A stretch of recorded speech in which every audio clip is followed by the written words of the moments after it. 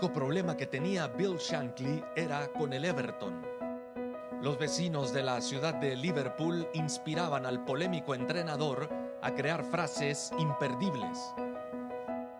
La verdad, Shankly cruzó líneas inimaginables en su paso como mandamás de los rojos. Liverpool y Everton se encontraban 2 veces cada temporada para disputar el derbi de Merseyside. Y el escocés no perdía oportunidad para destrozar a su rival, con frases que llegaban a ser muy hirientes. Por ejemplo, dijo: "Cuando no tengo nada que hacer, miro debajo de la clasificación para ver cómo va el Everton. ¿O qué tal esta? Si el Everton jugara en el patio de mi casa, correría las cortinas". Shankly era caso serio.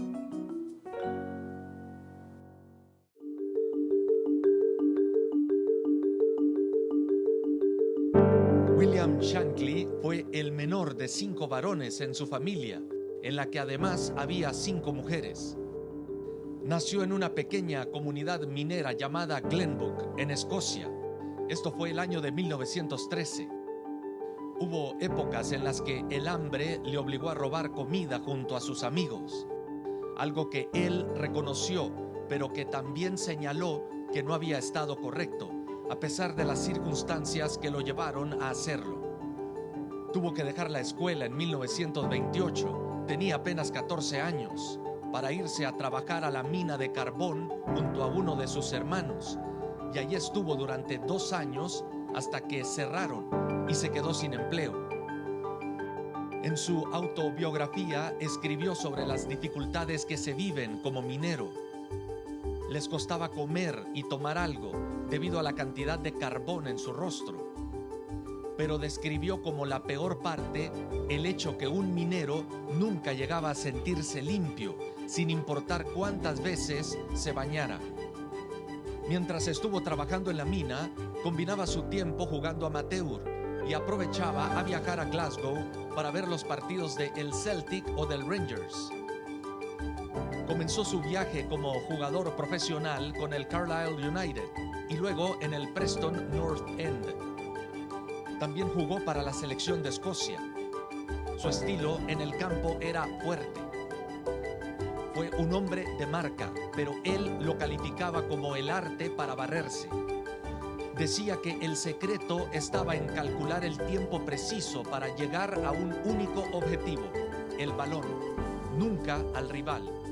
Su filosofía siempre estuvo muy clara: se debe jugar con fuerza, pero con nobleza hacia el contrario. Shankly nunca fue expulsado en su carrera. Tuvo un viaje corto por el profesionalismo porque cuando cumplió 26 años inició la Segunda Guerra Mundial y había que enlistarse en el ejército.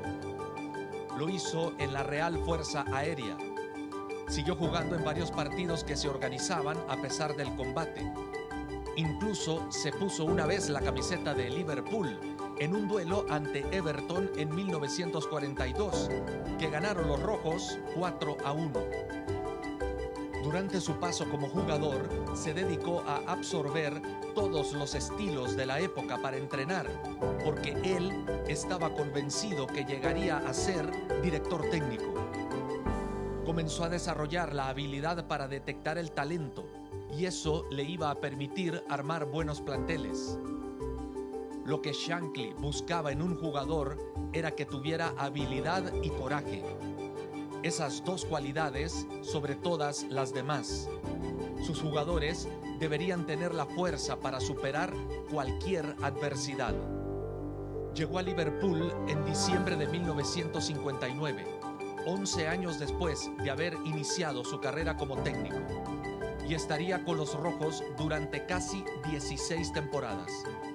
Con ellos escribió capítulos brillantes y memorables en la historia del club. En el momento de su arribo, estaban en la segunda división. Tenían 5 años allí. Decidió comenzar de cero. Cambió la estructura del club, desde el lugar de los entrenamientos hasta la forma de entrenar. Cuando vio las canchas donde el equipo practicaba, estaban en tan mal estado que Shankly consultó con ironía si habían sido bombardeadas por los alemanes durante la guerra. Así era él, crudo y muchas veces sarcástico. Pero todo valdría la pena, incluso desprenderse de casi el 80% del plantel que se encontró. Durante su tiempo con Liverpool, ganó 3 títulos de primera división, 2 veces la Copa FA y 1 vez la Copa de la UEFA. Y dejaría formado el equipo que lograría ganar 2 veces la Copa de Europa en la década de los 70s. Su éxito se basó en su gran comprensión de lo importante que era trabajar en equipo y de la buena relación que debería existir siempre en un camerino. Esos conceptos de solidaridad y unión eran característicos de la clase trabajadora de Glenbook.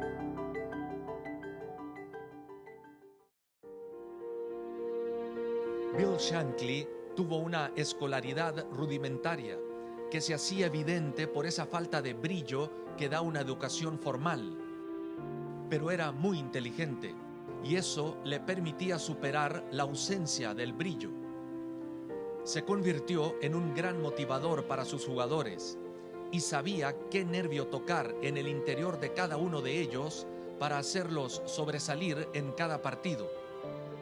Y supo atacar y responder con frases que la historia se ha encargado de guardar, y no todas fueron en contra del Everton.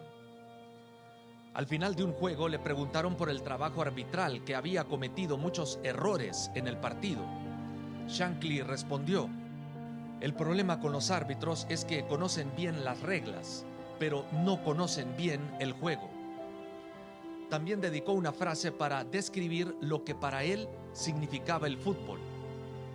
Algunos creen que el fútbol es solo una cuestión de vida o muerte, pero es algo mucho más importante que eso. Así lo vivía Shankly. Era su única forma de ver el juego, seguro producto de una difícil infancia y una adolescencia en la ruda profundidad de las minas de carbón. Pero Bill no solo era rudeza, también tenía muy buen sentido del humor. Un día le preguntaron por su formación ante el Milán el día antes del juego. Miró al periodista y le dijo: no voy a revelar un secreto como ese al Milán. Si por mí fuera, procuraría que ni siquiera se enterase de la hora del partido. Pero para mí, su mejor momento fue cuando se encontró con un aficionado y le preguntó de dónde era.